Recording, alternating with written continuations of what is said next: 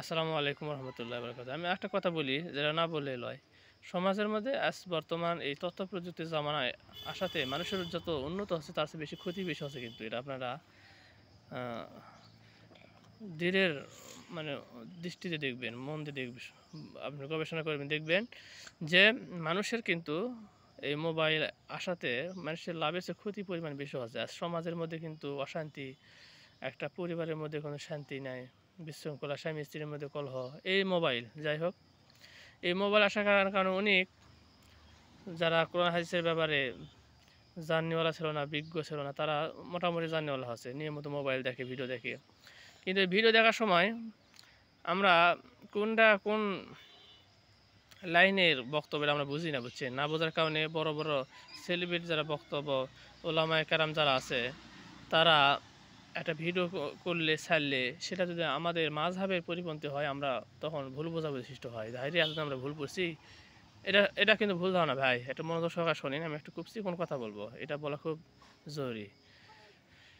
দার্শনিক ভিত্তিক কথা বলো, যদি আমি দার্শনিক নয়, কিন্তু আমার হুজুরের কাছ থেকে যেটা বুঝছি সেটা মনোযোগ সহকারে শোনেন। মোবাইলের মধ্যে সাধারণত উনি বড় বড় হুজুরের বক্তব্য বেশি শুনে থাকেন। তার মধ্যে কিছু কিছু বড় বড় হুজুরা বলেন যে সূরা ফাতিহা প্রত্যেক রাকাতের মধ্যে পড়তে হবে, না পড়লে নামাজ হবে না। যদি আমি কারো পিছনে নামাজ পড়ি, তবুও আমার সূরা ফাতিহা নিজে নিজে পড়তে হবে, এরকম শুনি না? অথচ কিন্তু আমরা সারা জীবন কিন্তু সূরা ফাতিহা পড়িনি, ইমাম যা পড়ে অতটুকু যথেষ্ট, আমরা শুধু ইক্তেদা করি। আবার অনেক হাদিসের মধ্যে শুনবেন, দেখুন বেতরের নামাজ 1 রাকাত।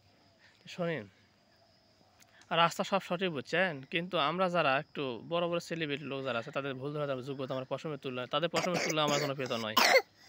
কিন্তু ছোট মানুষ যা বলতে হয় যে সব জায়গায় সব কথা ঢালাভাবে বলা ঠিক না। বেতের নামাজ 1 রাকাত পড়ার আছে, হাদিসের মধ্যে আছে, কিন্তু আমাদের মাযহাবে নয় ভাই। আবার সূরা ফাতিহা প্রত্যেক রাকাতে পড়তে হবে, এটা আমাদের মাযহাবে নয়।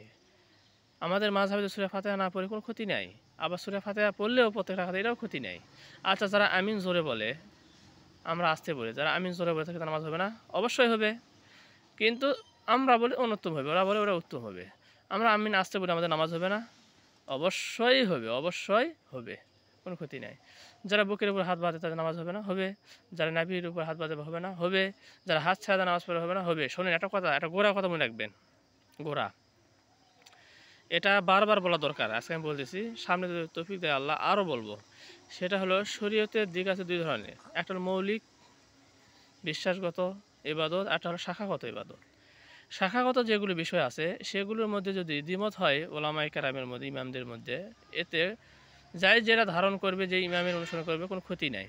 এটা শাখাগত, যেমন আমিন বলা, জোরে আসতে, হাত বাঁধা, তারপর সূরা ফাতিহা বলা, পথে রাখাতে পড়া যাবে কি না, এই যে এগুলো বিষয় আছে, এগুলো হলো শাখাগত ইবাদত। এগুলো ব্যাপারে যদি ইমামদের মধ্যে দ্বিমত থাকে, কোনো ক্ষতি নাই। তাই বলে যে একজনের পড়লো আর একজন আরেকটা পড়লো দেখে তার ইবাদত হবে না, এটা ভুল বোঝাবুঝি, কিন্তু এটা ভুল ধারণা, ঠিক আছে? আর আরও শুধু মৌলিক ইবাদত, মৌলিক আকীদা বিশ্বাস, সেটা হলো কি, যে সেটা সবাই একমত, কিন্তু হক্কানি ওলামায়ে কেরাম যারা আছেন এই পৃথিবীতে, যারা সহি মানে যারা হক দলের মতামতে, যারা বাতের ফেরকা নয়, তারা সবাই একমত। মৌলিক যেগুলো বিশ্বাস সেটা সবাই একমত। যেমন আল্লাহ এক, আল্লাহ বেনিয়াস, কারো মুখাপক্ষী নয়, তিনি কাউকে জন্ম দেয় না, তার থেকে কেউ জন্ম হয় না, তার সমকক্ষ কেউ নেই, তিনি সব, তিনি রব, এই যেটা বিশ্বাস রাখা, আল্লাহ তার সাথে কার তুলনা করা যাবে না, এই যেটা মৌলিক যেগুলো বিশ্বাস, এটা সবাই কিন্তু একমত। আপনি ইমাম শাফিঈ রহমাতুল্লাহ কাছে জানেন একই মত, ইমাম আবু হানিফা রহমাতুল্লাহ দিকে আসেন একই মত, ইমাম মালিক রহমাতুল্লাহর মাযহাবের দিকে যান একই মত, ইমাম আহমদ বিন হাম্বল রহমাতুল্লাহর অনুসারীর দিকে যান একই মত, কেউ দ্বিমত করবে না। এগুলো ব্যাপারে যদি কেউ দ্বিমত করে, আমরা সবাই বলে আল্লাহ এক, এখন কিছু করে আল্লাহ এক হয়, তাহলে তার ইমান থাকবে না, সে তো বিধর্মী হয়ে গেল। এগুলো ব্যাপারে কোনো মতপার্থক্য হয় না, বুঝছেন? মতপার্থক্য হয় শরীয়তের মধ্যে শাখাগত যে মাসলা মাসাইল আছে, আর এগুলো মতবাদের মধ্যে মতভেদ দেখার কারণে আমরা একে ভুল বোঝা সৃষ্টি হয় যে কোনটা মানবো, একা খুঁজে একরকম কথা কয়। ভাই, সবই আছে হাদিসের মধ্যে, যাই যেটা, যে ইমাম যেটা জ্ঞানের গবেষণা করে বের করেছেন, তাই সেদিকে অনুসরণ করুন, কোনো ক্ষতি নাই। এখানে ফরজ নয় যে আমি জোরে বলা ফরজ, আসতে বলা ফরজ নয়, বা আমি আসতে বলা ফরজ, জোরে বলা ফরজ নয়, এগুলো নয়, ফরজের বিষয় নয়, এগুলো হলো মোস্তাহাব বিষয়। এগুলো দ্বিমত হলে কোনো ক্ষতি নাই তো। কিন্তু আমরা যদি এখন বড় বড় হুজুরের মুখে শুনি যে আমি জোরে বলা লাগবে, এখন আমরা সারা জীবন আমি আসতে বলছি, এখন আমি জোরে বলা বলতে হবে বলেন? তিনি একটা বড় একটা হুজুর, উনি একটা বড় কিতাব মানে বড় উনি উনি কিতাব পড়ছেন, তার মধ্যে আমিন জোরে দেখছেন হাদিস, তাই উনি বক্তব্য দিয়েছেন, প্রকাশ করেছেন, মানুষের কাছে প্রচার করছেন। এখন এটাকে আমরা মনে করছি যে ওরাই বোধহয় বলতে হবে আমিন জোরে, বা শুধু বুকের উপরে হাত বাঁধা লাগবে না, হাত বাঁধা হবে না, এটা মনে করে আমরা বসে থাকি। আর মনে করি এবার বন্ধু বোধহয় আমাদের হচ্ছে না, তা না, সব সহি আছে ভাই, সব সহি আছে, কোনো সমস্যা নেই, কোনো ক্ষতি নেই।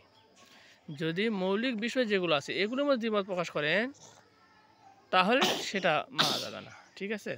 এই জন্য শাখাগত বিষয় হলে আমাদের কাদা ছড়াছড়ি করা, মারামারি করা ঠিক না।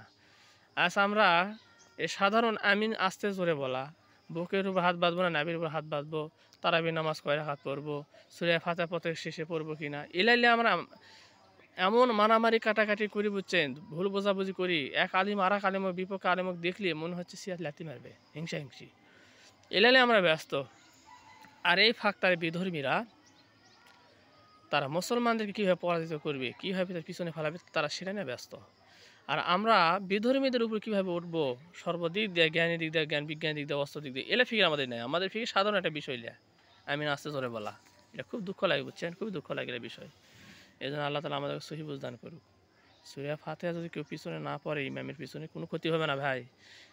আমার ভিডিও লম্বা হচ্ছে, 7 মিনিটের উপরে আমার ভিডিও হয় না, দেখে আমি হয় না বলতে আমি মোবাইল টিপে পারি না, আমি তো উলুম হাদিস পর্যন্ত লেখাপড়া শেষ হওয়া পর্যন্ত আমি ভিডিও মোবাইল দেখিনি। এই বিবাহে লাইভে আসে, আমি সংসার জীবনে আসে ভিডিও মোবাইল ব্যবহার করি, ফেসবুকে ভালো মতো আমি টিপাতে পারি না। তো 7 মিনিটের বেশি আমার ভিডিও হয় না, কি জন্য হয় না আমি নিজে বুঝি না, এই জন্য আমি লম্বা করতেছি না। তাছাড়া আপনাকে কোরআন হাদিস যারা আপনাদেরকে একটা সহিভাবে দেখে দিতাম যে সূরা ফাতিহা যদি কেউ ইমামের পিছনে না পড়ে কোনো ক্ষতি নেই, আবার পড়লেও কোনো ক্ষতি নেই।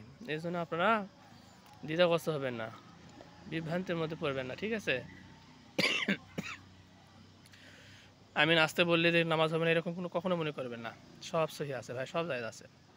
আল্লাহ আমাদেরকে সহি বুঝদান করুক, এই প্রত্যাশাকে বিশ্বাস করতেছি। সকলে ভালো থাকবেন। আসসালামু আলাইকুম রহমতুল্লাহ বরকাতুহু।